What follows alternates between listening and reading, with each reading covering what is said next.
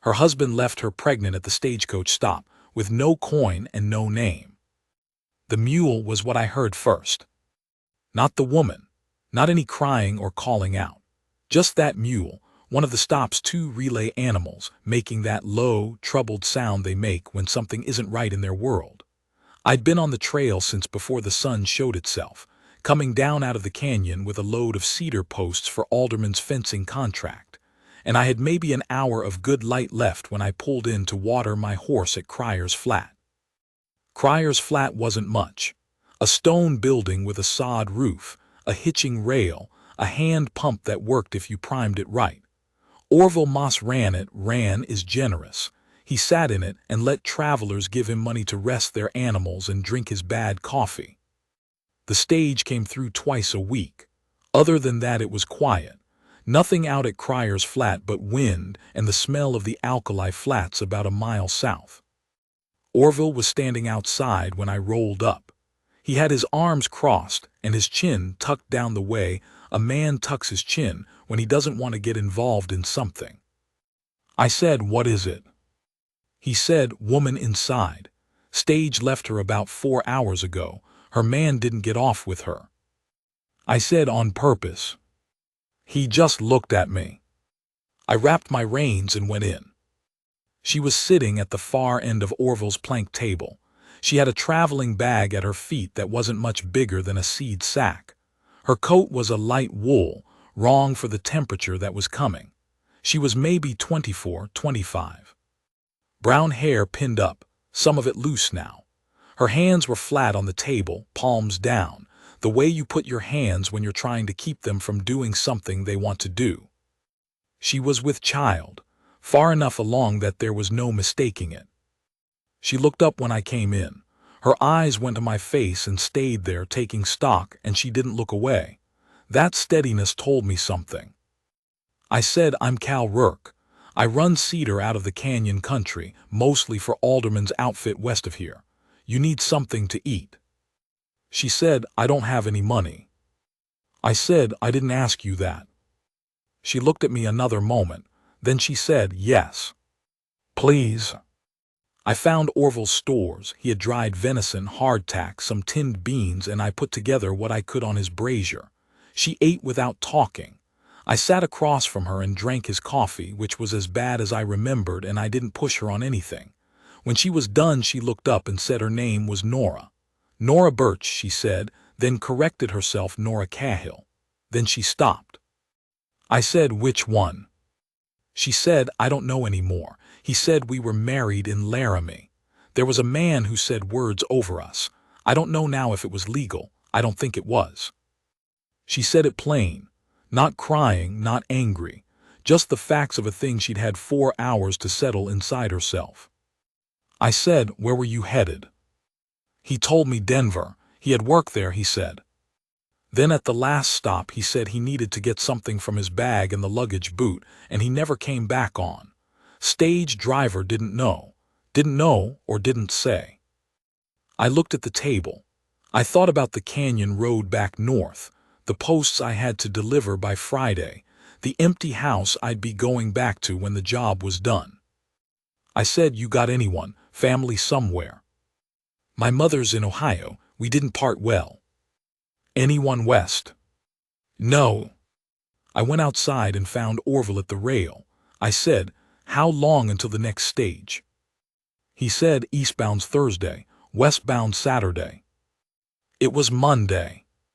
I said, "She can't stay here 5 days." He said, "I didn't say she could." I looked at him. He put his hands in his pockets. "I'm not a boarding house, Cal. I got no room and no means to feed her that long. She's not my trouble." I went back inside. She was still at the table. She'd straightened up, pulled her coat around herself. She had that particular stillness of a person who has decided not to ask for anything and not to show what it costs. I said, "I've got a place, about 11 miles north off the canyon road. It's not much, but it's solid and it's warm and there's food in the cellar. I'll take you there tonight if you're willing, and in the morning we can figure out the next step." She looked at me the way she'd looked at me when I came in measuring, Not scared, deciding. She said, "Why?" I said, "Because it's cold and you're alone, and that's not a fit situation." She said, "That's not an answer." I said, "It's the only one I've got." She picked up her bag. She said, "All right." The drive up the canyon road was about 2 hours in the dark. I had a lantern on the wagon's offside bracket, and the horse knew the way well enough. She sat on the bench beside me with her bag on her lap and her coat pulled closed. "About a mile," and she said, "You live alone up there?" I said, "Yes." "How long?" 6 years about, since my wife died." She didn't say she was sorry. I was grateful for that. She said, "What was she like?" I said, "Good woman, got sick in the second winter. There wasn't much to be done." We rode a while. An owl went over the road ahead of us, low and white in the lantern light. She said, "I'm not going to be trouble for you." I said, "I didn't think you were." She said, "I mean it. I'll work. Whatever needs doing, I'm not going to just sit." I said, "We'll see what needs doing." The house came up around a bend in the road, back against the canyon wall where the sandstone cut the north wind. I'd built it myself 8 years before, 2 rooms, plank floor, a fieldstone chimney that drew clean. I'd put in a good stove the second year. I kept it stocked, kept it in repair. Didn't know why exactly, habit maybe, or just the feeling that a man ought to keep the things he has in order whether anyone sees it or not. I got the stove going while she looked around. She didn't say anything at first. Then she said, "You built this?" I said, "Yes." She ran her hand along the window frame. I'd fitted the frames tight, chinked the corners careful. She said, "You did it right." I showed her the back room. My room was the front, by the stove, and said she could have it. There was a rope bed with a corn husk mattress and 2 blankets. She said it was fine. I brought in her bag, and she stood in the door of the back room looking at the bed like she was trying to figure out if she was allowed to use it. I said, "Get some sleep. There's no plan that gets made tonight." She looked at me. She said, "Thank you, Mr. Work." I said, "Cal." She said, "Cal," and went in and closed the door. I delivered Alderman's posts Thursday. Told him I'd be a few days on the next load.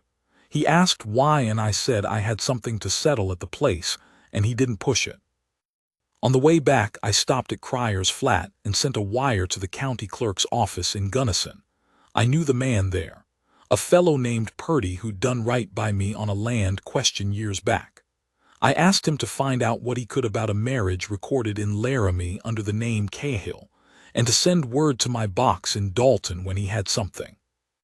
I also stopped at the dry goods and bought flour, salt pork, a sack of cornmeal, and a length of heavier wool that Milt Haskell had behind the counter.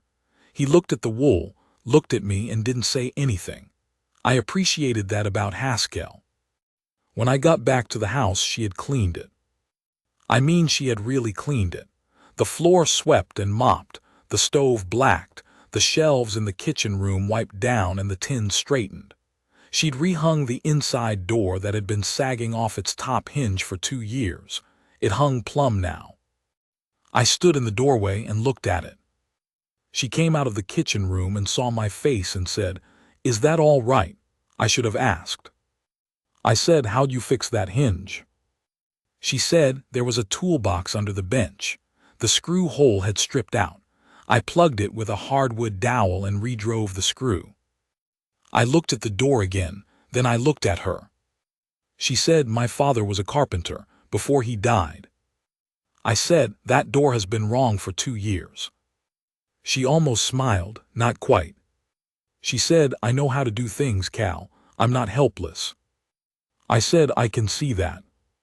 I put the stores on the table, and she looked at the wool and then looked at me, and I looked out the window because I didn't know what to do with the expression on her face. The weather came in the second week. Not unusual for that elevation in October, 3 days of hard wind and then 6 inches of snow that turned the canyon road to porridge. I wasn't going anywhere, and neither was she, and that was that.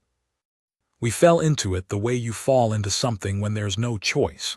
She cooked and I split wood and we ate at the plank table by the stove and talked, or didn't talk as the mood was. She was not much given to filling silence with noise, which suited me. When she did talk it was specific, what she remembered about her mother's house in Ohio, how she'd come west with a cousin's family, how she'd met the man she'd been fool enough to trust. She said it that way, fool enough to trust. She wasn't asking for my opinion on that. I told her about the cedar operation, about the canyon, the way it looked in different lights, the particular satisfaction of a post driven plumb and true into hard ground. She listened the way people listen when they're actually interested and not just being polite, asked questions that showed she'd heard what I said. One night the snow was coming sideways at the window, and the stove had that good iron heat smell, and she was doing something with cloth at the table, making something for the baby, I thought, and I was reading, or trying to. I looked up and she was looking at the window and her hands had gone still.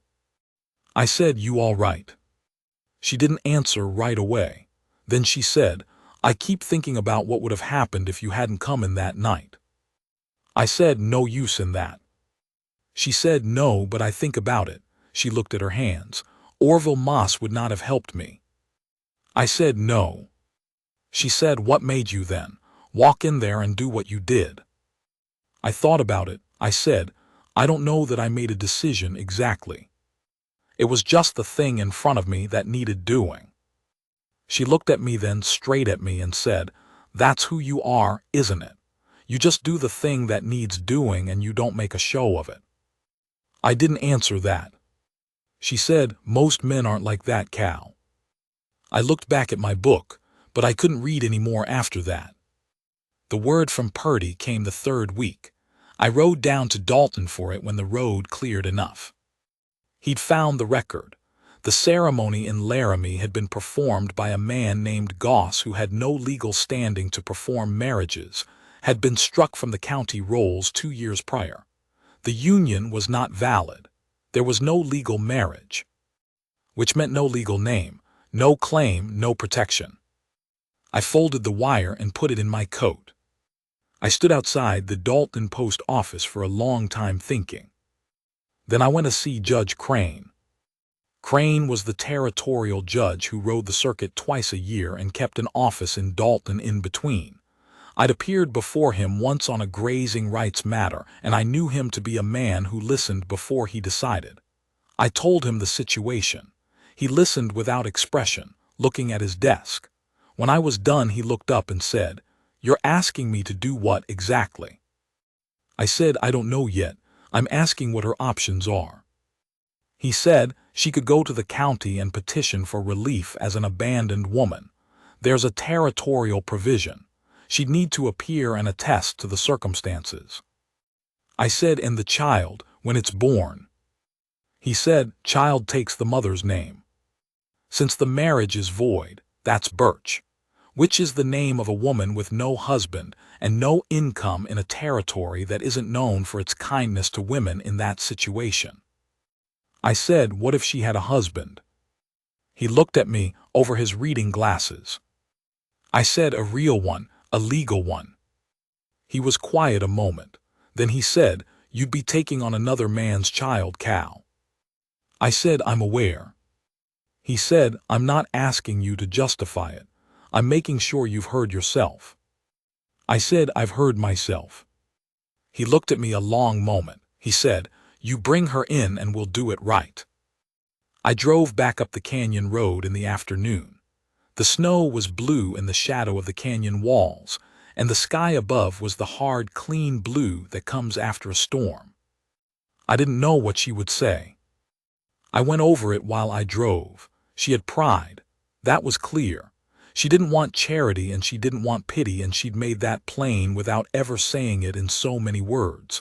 She might say no. She might say it was too much, that she couldn't ask it of me, that I didn't know her well enough. She might be right about all of that.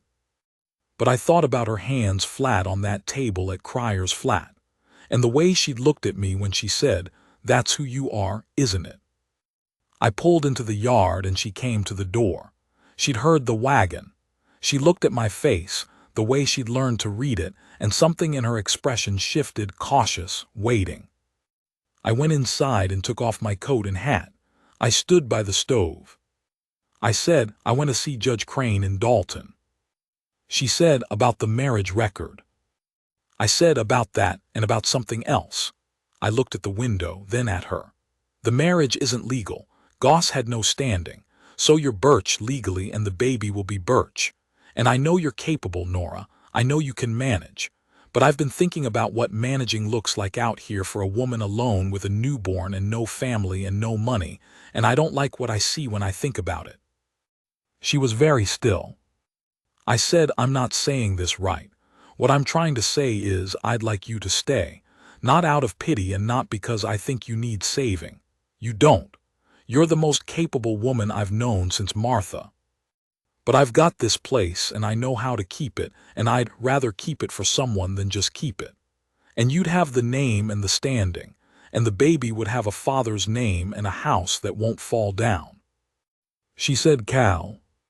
I said, I know we haven't known each other long. I know it's a strange way to come to a thing like this. She said, Cal. And she stepped forward and put her hand against my jaw, just laid it there, her palm against the side of my face, and looked at me from about a foot away with those clear, straight eyes. She said I would be honored. I put my hand over hers. It was cold from the room. I held it there against my face. That was all. That was enough. We were married by Judge Crane on the 15th of November. Crane was the witness. His clerk was the other. It took about 10 minutes and it was absolutely legal, and I have the paper still, folded in the tin box on the bedroom shelf. She became Nora Rourke that day, which is what she has been called for 31 years now. The baby came on the 5th of December in a hard snowstorm. I'd sent word to the midwife in Dalton 3 weeks before, a woman named Agnes Cole who'd been doing this work for 20 years, but Agnes didn't make it through the snow in time. The storm came fast and the pass was closed. So I did it. I want to say that plain. I helped bring that child into the world on the rope bed in the back room of the house I built, in a snowstorm in the dark. Agnes had told me what to do at my visit. She'd been very specific, because she'd thought it was possible I'd need to know. I am grateful for Agnes Cole every day of my life. It was a boy. Nora was spent afterward, the way a person is spent after something that takes everything they have. She lay there with the baby against her chest and her eyes closed and her breathing slow, and I sat in the chair by the bed and I didn't move for a long time. She opened her eyes and looked at me. She said, Cal. I said, right here. She said, are you all right? That made me laugh. She'd just done the hardest thing a person does, and she was asking if I was all right. I said, I'm fine. She looked at the baby. She said, I want to name him Henry. For my father. I said, Henry Rourke. She said, Henry Rourke, and closed her eyes again. Spring came. I finished Alderman's contract and took 2 more, fencing along the lower canyon for a cattle outfit out of Montrose, and a timber-cutting job that kept me busy through June. Nora ran the place while I was out. She kept the animals, the garden, the house. When I came home at the end of a long day, she had food on the stove and the lamp lit in the window and Henry in a basket near the hearth, which was a sight I did not take lightly. One evening in late June I came in from the south pasture. I'd been running a new post line, and Nora was at the table with Henry in her arms, feeding him, and she looked up when I came in and said, Amos Shell was here. Shell ran a spread about 4 miles east. He was known to be land-hungry. He'd been pressing the families in the lower canyon to sell off their grazing rights for 2 years. I said, what did he want? She said, he said you'd been encroaching on his east pasture with the new fence line. He said you knew it and you'd done it on purpose. I set down my tools. I said, what did you say? She said, I told him I'd seen the survey markers myself, and the line was 2 rods inside our land. I told him if he believed different he could show me the county map, and we'd look at it together. I looked at her. She said he didn't have the county map. I said, no, I don't imagine he did. She said, he said he'd come back with his men. I said, then I'll be here. She looked at me steadily. She said, I know you will. She wasn't afraid. She wasn't asking me to handle it for her. She was just telling me the situation, the way a partner tells a partner. That's what it was. What it had become without either of us naming it. Shell came back 3 days later with 2 of his ranch hands. I met them at the pasture line with a copy of the county survey in my coat pocket. I showed Shell the markers and read him the measurements out of the county clerk's record and said I'd be happy to walk it with him or ride to Dalton together and look at the original. He sat his horse and looked at me for a long time. Then he turned and rode back east and his men went with him. He never came back after that. The word that goes around in country like this, word about what kind of man you are, whether you can be pushed or can't, whether you know your land and will stand it, that word matters more than any deed on paper. After Shell, people knew. There were hard years. There are always hard years. The winter of '83 took 2 of my horses and half the summer's hay, and put me in debt to the Dalton Bank for the first time in my life. I paid it back in 2 years, but the weight of it sat in my chest the whole time. The feeling of owing, of not being square, of a man somewhere holding paper on what I'd built. Nora knew. She could read the tightness in me the way you read weather in a ridge line. She didn't say it's all right or don't worry, she said. Tell me what we can cut back and what we can't. And we sat at the table with the account book, and she went through it with the same clear head she brought to everything. She found 2 places to reduce, proposed taking in wash from the Dalton families. She did that for 18 months, the work I know wore on her though she never said so, and by the spring of '84 we were ahead again. The morning I paid off the note, I came home and told her. She was at the stove.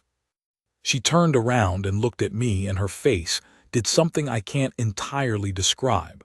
Not just happiness, but something older than that. Something like relief that has been held down a long time finally coming to the surface. She crossed the kitchen and put her arms around me and leaned her head against my chest and held on. I stood there with my arms around her and the smell of her hair and the sound of Henry somewhere in the back room, talking to himself the way 4-year-olds do, and I thought, this is it. This is all of it. I am not a man who is owed anything more. Henry is a man now. He has his mother's eyes and he works alongside me without being asked, and he is good with people in the way I never quite was, easy with strangers, quick to put them at their ease. He has her gift for reading a situation and acting, without making a production of it. 2 years after Henry we had a daughter, Ruth. She's got my stubbornness, which Nora points out whenever Ruth digs in on something. Ruth is out in Colorado now, married to a decent man who works in timber like me, which I take as something. The house has been added onto twice. It's bigger than I planned and warmer than it has any right to be, and the door hangs plumb on every hinge. People have asked me over the years if I knew what I was doing that night at Cryer's Flat, when I walked into Orville Moss's sorry excuse for a stopping place and found a woman sitting alone at his table with her hands flat on the wood and her whole life gone sideways. I tell them no, I wasn't calculating. I didn't see down the road 30 years to this house and these children, and the weight of that woman's head against my chest. I just saw what was in front of me that needed doing. But I know what I have now. I know it the way you know the weight of a good tool in your hand, something fitted right, worn smooth, balanced. You don't explain it, you just know. She's outside right now. I can hear her talking to Ruth, who came for the week. Their voices come in through the window, the rise and fall of it, the occasional laugh. 31 years. A woman I didn't know found at a stage stop in the cold, and a life I could not have built without her. I don't need a man to tell me I did right. I know what I built. I know what I have. That's enough for any man.